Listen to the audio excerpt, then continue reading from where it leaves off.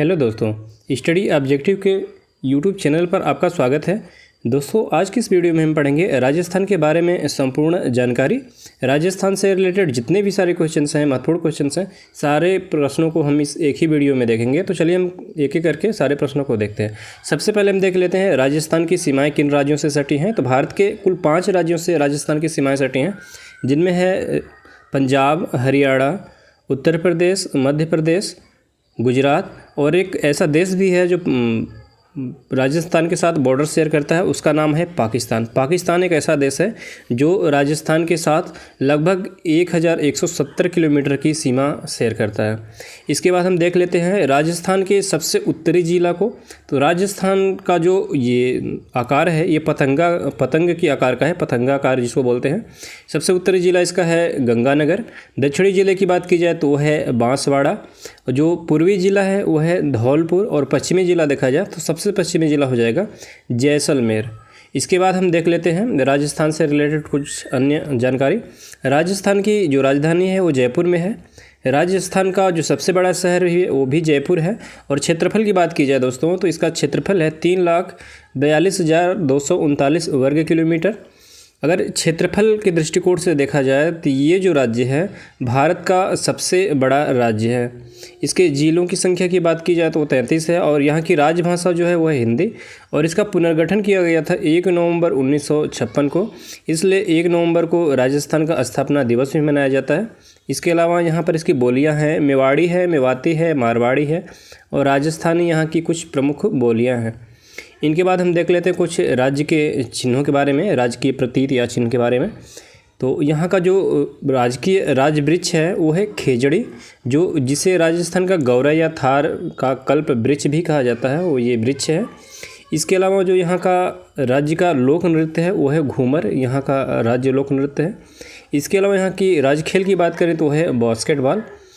राज्य की शास्त्रीय नृत्य की बात की जाए तो वो है कथक। इसके अलावा जो राज्य का पुष्प है वो है रोहिड़ा का फूल, जो यहाँ पर है रोहिड़ा का फूल। इसके अलावा जो राष्ट्र का राज्य पक्षी है, राजस्थान का राज्य पक्षी, वो है गोदावड़, जो यहाँ पर ये पाया जाता है राजस्थान के थार वाले इलाके में। राज्य का जो राजकीय पशु है 2 हैं, ऊँट भी है, चिंकारा है। जो ऊँट है इसको डोमेस्टिक में माना जाता है, जो चिंकारा है इसको नॉन डोमेस्टिक में माना जाता है। इसके अलावा देख लेते हैं राजस्थान की राज्य व्यवस्था के बारे में। तो यहाँ के जो प्रथम राज्यपाल थे वो थे गुरु मुखनिहाल। अगर हम प्रथम मुख्यमंत्री की बात करें तो यहाँ के प्रथम मुख्यमंत्री हैं हीरालाल शास्त्री। यहाँ पर दोस्तों अगर पूछ लिया जाए कि यहाँ की प्रथम महिला मुख्यमंत्री कौन थी, तब वहाँ पर उत्तर हो जाएगा वसुंधरा राजे सिंधिया हो जाएगा। अगर इसके बाद पूछ लिया जाए यहाँ की प्रथम महिला राज्यपाल, तब वहाँ पर हो जाएगा श्रीमती प्रतिभा देवी पाटिल, यहाँ की प्रथम महिला राज्यपाल थी। ये दोनों लोगों का निर्वाचन हुआ था 2004 में। इसके अलावा यहाँ की विधानमंडल की बात की जाए तो वो 1 सदनी है, और विधानसभा की जो कुल सीट है वो टोटल 200 सीट हैं। यह भारत संसद की बात की जाए तो यहाँ से राज्यसभा के लिए 10 सीटें हैं और लोकसभा के लिए 25 सीटें हैं। यहाँ से यानी 25 और 10 35 जो सांसद हैं वो चुन के जाते हैं संसद में। इसके अलावा अगर उच्च न्यायालय की बात की जाए तो यहाँ का उच्च न्यायालय है, राजस्थान का उच्च न्यायालय, ये जोधपुर में है। अगर इसके हम विधानसभा भवन की बात करें दोस्तों तो ये है जयपुर में। इसके अलावा हम देख लेते हैं राजस्थान की जनगणना के बारे में। तो राजस्थान की जो कुल जनसंख्या है वो है 6,45,48,337, लगभग 7 लाख के आसपास, ऐसे आप याद कर सकते हैं। लिंगानुपात जो है यहाँ पर ये है 928, टोटल 1000 लड़कों के पीछे लड़कियों की संख्या है 928। जनसंख्या घनत्व की बात की जाए तो 200 लोग रहते हैं प्रति 1 वर्ग किलोमीटर के बीच में एवरेज। सर्वाधिक जनसंख्या लिंगानुपात की बात की जाए तो जो सर्वाधिक लिंगानुपात वाला जिला है यहाँ का वो है डूंगरपुर। ये है यहाँ की लिंगानुपात 994 लड़कियाँ हैं 1000 लड़कों के ऊपर। अगर सबसे कम लिंगानुपात वाला ज़िला की बात की जाए तो वहाँ है 846, ये है धौलपुर का, धौलपुर यहाँ पर है। और डूंगरपुर की बात की जाए तो यहाँ पे है। इसके बाद दोस्तों हम देख लेते हैं साक्षरता जो है, यहाँ का साक्षरता प्रतिशत वो है 66.1%। अगर पुरुष साक्षरता की बात की जाए तो वो है 79.2%। अगर महिला साक्षरता की बात की जाए तो ये है 52.1%। ये जो साक्षरता है महिलाओं का, भारत में सबसे न्यूनतम महिला साक्षरता वाला जो राज्य है वो भी राजस्थान है। इसके बाद बिहार का नंबर आता है। सर्वाधिक साक्षरता वाला जो ज़िला है वो है कोटा ज़िला। कोटा कोचिंग के लिए प्रसिद्ध है। इसके अलावा जो न्यूनतम साक्षरता वाला ज़िला है वो है जालौर है। इसके बाद कुछ और देख लेते हैं, जिसमें राजस्थान की प्रमुख जनजातियों के बारे में देखते हैं। तो यहाँ की जो सबसे ज़्यादा पाई जाने वाली जनजाति है वो है मीणा जनजाति, जो मुख्यतः जयपुर में पाई जाती है। इसके अलावा राजस्थान के अन्य ज़िलों में भी पाई जाती है। दूसरे नंबर पर पाई जाने वाली सर्वाधिक जनजाति भील है। ये जो सर्वाधिक भील पाए जाते हैं वो पाए जाते हैं उदयपुर में। इसके अलावा और भी राज्यों में पाए जाते हैं। इसके अलावा गरासिया जनजाति है जो सिरोही डिस्ट्रिक्ट में इनकी संख्या ज़्यादा है। इसके आसपास वाले ज़िलों में भी इनकी संख्या है। इसके अलावा सहरिया है जो 12 ज़िला में पाया जाता है। इसके अलावा कंजर और कथौरी जनजाति है जिनकी संख्या उदयपुर में ज़्यादा है। तो यहाँ की कुल 4 जनजातियाँ मुख्यतः हैं, जिनमें मीणा, भील, गरासिया और सहरिया, ये मुख्यतः 4 जनजातियाँ हैं जो एग्ज़ाम की दृष्टिकोण से काफ़ी महत्वपूर्ण है। इसके अलावा हम देख लेते हैं राजस्थान की नदियों के बारे में, जिसमें महत्वपूर्ण नदी है चंबल नदी, जो निकलती है जनापाव पहाड़ी से। ये है विंध्याचल पर्वत श्रेणी में। इसके अलावा यहाँ की बनास नदी है, ये निकलती है ये अरावली पर्वत श्रेणी से। इसके अलावा काली सिंध है, पार्वती है, लूनी है, माही है, साबरमती है। एक महत्वपूर्ण यहाँ पर नहर है इंदिरा गांधी नहर, जिसको निकाला गया है हरिके बैराज से, और ये हरिके बैराज है सतलुज नदी पर, और ये बैराज बनाया गया है पंजाब में। यहाँ से नहर इस प्रकार से आई हुई है इंदिरा गांधी नहर, और जो राजस्थान का रेगिस्तानी इलाका है यहाँ पर ये पानी पहुंचाती है। लूनी नदी की बात करें दोस्तों तो ये यहाँ से निकल के ये आकर के कच्छ के रन में ये विलुप्त हो जाती है। इसके अलावा जो साबरमती नदी है और माही नदी है, ये दोनों ही नदियाँ खंबात की खाड़ी में जाकर के गिर जाती हैं। इसके अलावा हम बनास नदी की बात करें तो बनास नदी जो है वो राजस्थान की सबसे लंबी नदी है, जो जाकर के चंबल नदी में मिल जाती है। अगर इसकी लंबाई की बात करें तो बनास की जो लंबाई है वो है 512 किलोमीटर। अगर हम चंबल नदी की बात करें तो इसकी ठीक दुगुना है, यानी 1024 किलोमीटर है बनास नदी की ठीक दुगुना चंबल नदी की लंबाई। और जो काली सिंध है, काली सिंध और पार्वती, ये दोनों नदियाँ हैं। ये दोनों नदियाँ चंबल की एक सहायक नदी है। चंबल नदी निकलती है जनापाव पहाड़ी, ये निकलती है विंध्याचल पर्वत श्रेणी से, और इस पर 3 प्रमुख बांध है जिसको हम आगे बताएंगे। ये नदी यहाँ से निकल कर के चली जाती है राजस्थान और उत्तर प्रदेश की बॉर्डर बनाते हुए इटावा के पास में यूपी में जाकर के ये मिल जाती है यमुना नदी में। इसके बाद हम दोस्तों देख लेते हैं राजस्थान के वन्य जीव अभयारण्य के बारे में। तो यहाँ पर मुख्यतः 4 यहाँ के बहुत फेमस और प्रसिद्ध हैं जिनके बारे में याद होना बिल्कुल ज़रूरी है। जो सरिस्का वन्य जीव अभयारण्य है ये है अलवर में। अलवर का लोकेशन यहाँ पर है जो दिल्ली के पास में है। अलवर और भरतपुर ये दोनों ही ज़िला NCR रीजन में आता है, यानी नेशनल कैपिटल रीजन में राजस्थान की ये दोनों ही ज़िले आते हैं। रणथंभौर वन्य जीव अभयारण्य ये है सवाई माधोपुर डिस्ट्रिक्ट में। केवलादेव घाना राष्ट्रीय उद्यान ये भरतपुर में है और यूनेस्को की सूची में शामिल एकमात्र राजस्थान का नेशनल पार्क है। अगर सरिस्का और रणथंभौर की बात की जाए तो ये दोनों ही राजस्थान के वन्य जीव अभयारण्य ये टाइगर रिजर्व हैं। ठीक है, टाइगर रिजर्व याद करिएगा। इसके अलावा जो केवलादेव घाना राष्ट्रीय उद्यान है ये प्रसिद्ध है साइबेरियन सारस के लिए। यहाँ पे साइबेरियन सारस प्रजनन के लिए आते हैं, इसके लिए ये काफ़ी प्रसिद्ध है। इसके अलावा यहाँ पर एक है डेजर्ट राष्ट्रीय उद्यान जो है जैसलमेर में। इसके अलावा यहाँ पर मुकुंद हिल राष्ट्रीय उद्यान है जो उतना इम्पोर्टेंट नहीं है। जो 4 यहाँ के राष्ट्रीय उद्यान हैं 1 से लेकर 4 तक ये काफ़ी महत्वपूर्ण है। इसके अलावा दोस्तों हम देख लेते हैं राजस्थान की कुछ झीलों के बारे में। तो सबसे पहले हम देख लेते हैं खारे पानी की झील।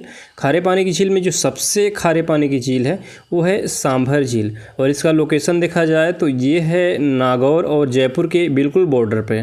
तो सांभर झील यहाँ पर जयपुर और नागौर के बॉर्डर पे है। डिंडवाना झील ये भी एक खारे पानी की झील है और इसका लोकेशन है नागौर डिस्ट्रिक्ट में, ये नागौर डिस्ट्रिक्ट है ग्रीन वाला। इसके अलावा जो पंचभद्रा झील है ये भी बाड़मेर में स्थित है और ये भी खारे पानी की झील। अगर देखा जाए तो जो अरावली पर्वत श्रेणी है ये ब्लैक कलर की, इसके पश्चिमी हिस्से में ही सारी जितनी भी खारे पानी की झील है पश्चिमी हिस्से में है। तो इस प्रकार से भी क्वेश्चन पूछे जा सकते हैं। इसके बाद हम देख लेते हैं मीठे पानी की झील के बारे में। तो यहाँ पर जयसमंद, राजसमंद, पिछोला, अनासागर, पुष्कर, नक्की, बालसमंद और उदय सागर ये प्रमुख झीलें हैं जो मीठे पानी की झील हैं। अगर हम जयसमंद की बात करें तो ये उदयपुर में स्थित है और इसको बनाने वाले हैं राजा जय सिंह। और जो राजसमंद झील है ये भी है उदयपुर में और इसको बनाने वाले हैं, का लोकेशन ये है। इसके अलावा दो और हैं उदयपुर में, एक है उदय सागर जिसको उदय सिंह ने बनवाया हुआ है।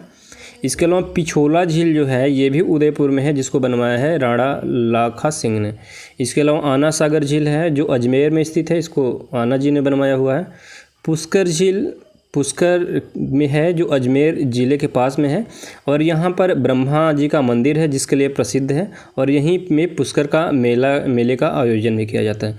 जो नक्की झील है माउंट आबू के पास में और ये प्राकृतिक झील है और सबसे ऊंचाई पर स्थित झील भी है राजस्थान के। जो बालसमंद है ये जोधपुर में है और पीने के पानी के लिए प्रसिद्ध है और ये पश्चिमी दिशा में है, ये मीठे पानी की झील है। तो यहाँ से दोस्तों इतने क्वेश्चंस बनाए जा सकते हैं। अगर ये पूछा जाए यहाँ की सबसे बड़ी झील कौन सी है मीठे पानी की, तब वहाँ पर सही उत्तर हो जाएगा जो दूसरे नंबर पे राजसमंद है। राजसमंद राजस्थान की मीठे पानी की सबसे बड़ी झील है। इसके अलावा हम देख लेते हैं राजस्थान के कुछ प्रमुख बांधों के बारे में। तो यहाँ पे जो 3 बांध हैं यहाँ के सबसे महत्वपूर्ण है राणा प्रताप सागर बांध, ये चंबल नदी पर है और जिस पे रावत भाटा का जो परमाणु विद्युत गृह है वहाँ के लिए पानी यहीं से प्राप्त किया जाता है। यह चित्तौड़गढ़ डिस्ट्रिक्ट में है।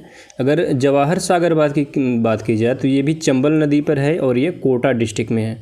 कोटा बैराज भी बनाया गया है चंबल नदी पर। तो ये तीनों ही चंबल नदी के महत्वपूर्ण बांध हैं जो एग्जाम के दृष्टिकोण से बहुत ही महत्वपूर्ण है। इसके अलावा जाखम बांध है, बिलासपुर बांध है जो बनास वडाई की नदी पर है, टोंस जिला में स्थित है।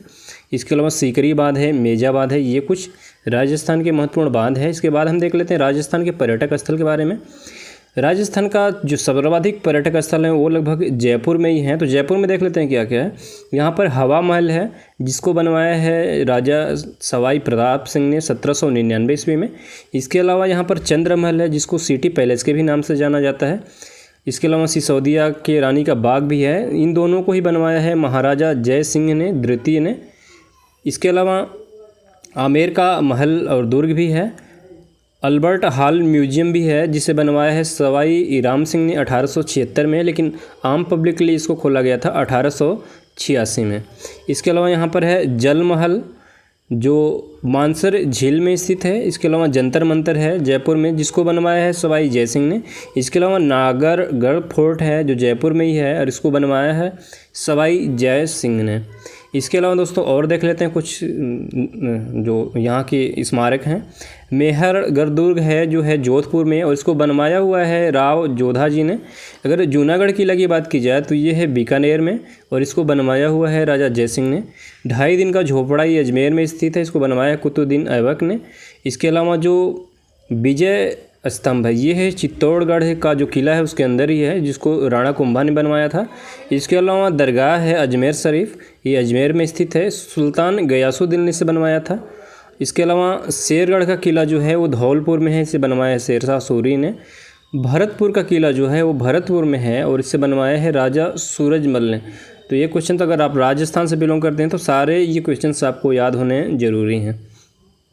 इसके बाद दोस्तों हम देख लेते हैं यूनेस्को की सूची में शामिल की गई कुछ स्मारक हैं। अभी तक इसमें कुल 38 स्मारक शामिल हैं, जिसमें से अगर इसको हम काउंट करें तो यहाँ पे 3 ही काउंट करेंगे। जो ऊपर के ABCD हैं उनको 1 कर लेंगे काउंट। इसके बाद जंतर मंतर को जो जयपुर सिटी है इसको 2019 में यूनेस्को की विश्व धरोहर सूची में शामिल किया गया। तो देख लेते हैं नाम सबके। चित्तौड़गढ़ का किला, कुंभलगढ़ का किला, रणथंभौर का किला, जैसलमेर का किला, आमेर का किला और गागरोन का जो किला है ये है। इसके अलावा जंतर मंतर जो जयपुर का है 2010 में इसको शामिल किया गया। इसके अलावा जो जयपुर सिटी है इसको 2019 में यूनेस्को की विश्व विरासत सूची में शामिल कर लिया गया है। इसके अलावा हम देख लेते हैं राजस्थान के खनिज संसाधन के बारे में। तो यहाँ का जो टंगस्टन है, टंगस्टन का उत्पादन होता है डेगाना भाकरी एक खान है नागौर ज़िले में, ये है रेवती पहाड़ी पर। इसके अलावा जो संगमरमर है, संगमरमर के यहाँ पर कई प्रकार पाए जाते हैं, कई कलर पाए जाते हैं। ये राजस्थान के कई क्षेत्रों में पाए जाते हैं, जिनमें राजसमंद, उदयपुर, नागौर, सिरोही ये महत्वपूर्ण ज़िले हैं जो ये हैं अरावली पर्वत श्रेणी के रीजन में, उन्हीं क्षेत्रों में ज़्यादातर पाए जाते हैं। इसके अलावा चांदी, सीसा और जस्ता, इन तीनों चीज़ों का उत्पादन होता है जवाहर की खान से। जवाहर की खान उदयपुर में है और इस चांदी के उत्पादन में और संगमरमर के उत्पादन में, रॉक फास्फेट और स्बेकस, इनके उत्पादन में राजस्थान उत्पादन में भी सर्वप्रथम भी है। अगर देखा जाए तो राजस्थान खनिज संसाधन के मामले में सर्वोच्च स्थान पर है। इसके अलावा यहाँ पर रॉक फास्फेट जो पाया जाता है उदयपुर में पाया जाता है सर्वाधिक। एस्बेस्टॉस जो है उसकी भी सर्वाधिक मात्रा उदयपुर में ही पाई जाती है। जिप्सम का सर्वाधिक मात्रा नागौर जिले में है। इसके अलावा जो तांबा है, तांबा की भारत की सबसे बड़ी जो खान खेतड़ी की खान है वो है सिंघाना में, झुंझुनू डिस्ट्रिक्ट में। ये देश की सबसे बड़ी खान है। और बात की जाए तो तांबा का जो उत्पादन में इसका स्थान है, ये दूसरे नंबर पे आता है भारत में। इसके अलावा जो ग्रेनाइट है, ग्रेनाइट के कई रंग विभिन्न कलरों के पाए जाते हैं, सर्वाधिक पाया जाता है जालौर में। इसके अलावा जो खनिज तेल है, खनिज तेल महत्वपूर्ण है। बाड़मेर में सर्वाधिक खनिज तेल का भंडार खोजा गया है और बीकानेर में भी खनिज तेल का उत्पादन किया जाता है। इसके अलावा जो कोयला है, कोयला बाड़मेर, बीकानेर और नागौर इन जिलों में पाई जाती है। ये कोयला है लिग्नाइट टाइप की पाई जाती है और ये सभी कोयला टर्सरी युग के लगभग है। जो प्राकृतिक गैस है ये पाई जाती है जैसलमेर में। इसके अलावा दोस्तों यहाँ पर जो लौह अयस्क है वो जयपुर में पाया जाता है, जो इसका टाइप है हेमेटाइट का, इस टाइप का पाया जाता है कोयला, लोहा पाया जाता है जयपुर में। जयपुर में सर्वाधिक इसकी मात्रा है। इसके अलावा जो अभ्रक है, अभ्रक की सर्वाधिक मात्रा भीलवाड़ा डिस्ट्रिक्ट में पाया जाता है और चूना पत्थर के भी कई प्रकार पाए जाते हैं और इनकी सर्वाधिक मात्रा चित्तौड़गढ़ और जैसलमेर में है। इसके बाद दोस्तों हम देख लेते हैं राजस्थान के कुछ महत्वपूर्ण राजाओं और उनके क्षेत्रों के बारे में। कुछ ऐसे नाम जो आपको बार बार एग्जाम्स में दिखते हैं। पृथ्वीराज चौहान जो थे ये दिल्ली और अजमेर के राजा थे। राजा रतन सिंह ये आमेर के राजा थे। इन्हीं की जो रानी थी वो पद्मावती रानी थी राजा रतन सिंह की। इसके अलावा महाराणा कुंभा जो थे ये मेवाड़ के शासक थे। महाराणा संगा ये भी मेवाड़ के राजा थे। और भारमल जो हैं, भारमल के पुत्र हैं भगवान दास और भगवान दास के ही पुत्र हैं मान सिंह।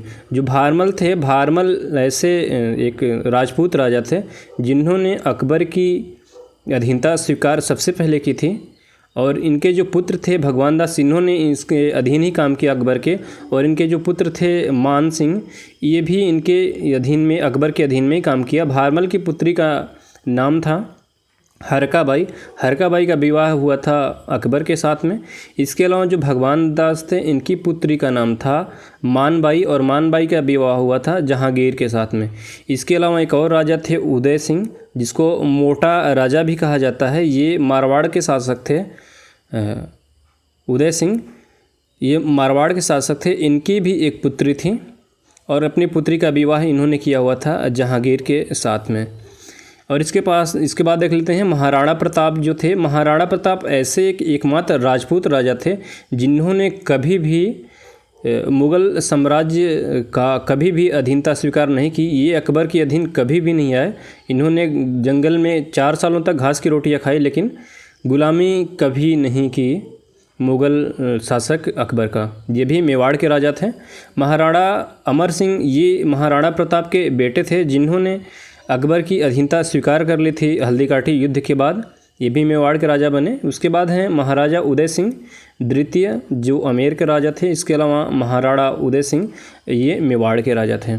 तो कुछ हम इसके बाद लड़ाइयाँ देख लेते हैं जो राजस्थान के राजाओं द्वारा लड़ी गई महत्वपूर्ण लड़ाइयाँ हैं, जिसमें तराइन का प्रथम युद्ध है जो 1991 में लड़ा गया था मोहम्मद गोरी और पृथ्वीराज चौहान के बीच में, जिसमें पृथ्वीराज चौहान जो था वो विजयी हुआ था। इसके बाद तराइन का द्वितीय युद्ध होता है पृथ्वीराज चौहान और मोहम्मद गोरी के बीच में, जिसमें मोहम्मद गोरी विजयी होता है। इसके बाद चंद्रावर का युद्ध होता है। ये होता है जयचंद्र के साथ, चंद्रावर नहीं है, जयचंद्र के साथ युद्ध होता है जयचंद्र और मोहम्मद गोरी के बीच में, जिसमें मोहम्मद गोरी विजयी होता है। इसके अलावा चित्तौड़गढ़ का युद्ध जो काफ़ी फेमस है, ये राजा रतन सिंह और अलाउद्दीन खिलजी के बीच युद्ध हुआ था, जिसमें अलाउद्दीन खिलजी ने धोखे से राजा रतन सिंह की हत्या कर दी थी, जिसके बाद इनकी रानी जो पद्मिनी हैं इन्होंने जौहर कर लिया था। इनके साथ बहुत सारी राजपूत रानियाँ थी, उन्होंने जौहर कर लिया था।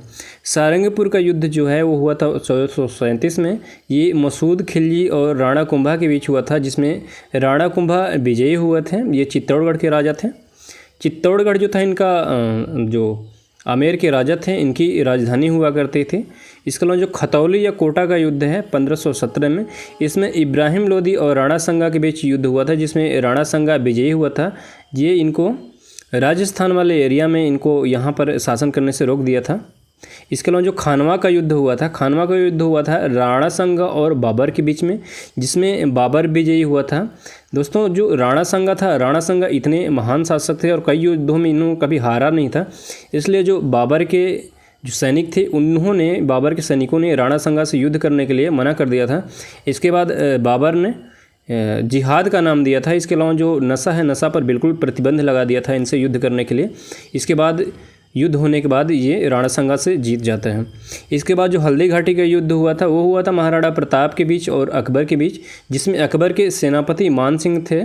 मान सिंह आमेर के राजा भी थे, तो उनके द्वारा महाराणा प्रताप के साथ युद्ध हुआ था। इसके अलावा अकबर के और भी सेनापति थे। अकबर तो आगरा के किले में ही था। महाराणा प्रताप के साथ युद्ध हुआ हल्दी घाटी में, जिसमें महाराणा प्रताप की हार हुई और जो मान सिंह था उसने यहाँ पर विजयी हुआ। लेकिन जो मान सिंह था, मान सिंह जीतने के बाद इनकी हाथी और राजमहल के खजाने को लूटने के बाद अकबर के पास भेज दिया आगरा में, लेकिन जो वहाँ के राज्य हैं राज्यों को लूटने से मना कर दिया, जिस पर अकबर काफ़ी खफा रहा। इसके अलावा मान सिंह ने जो जगन्नाथपुरी का मंदिर है इसको भी तोड़ने से, पठानों से को तोड़ने से भी बचाया हुआ था। तो बहुत सारे मंदिर थे जिसको तोड़ने से मान सिंह ने बचाया और कई मंदिरों का पुनर्निर्माण भी कराया। लेकिन जब अकबर आया, जब औरंगजेब आया, तो औरंगजेब में बहुत सारे मंदिरों को ध्वस्त किया गया।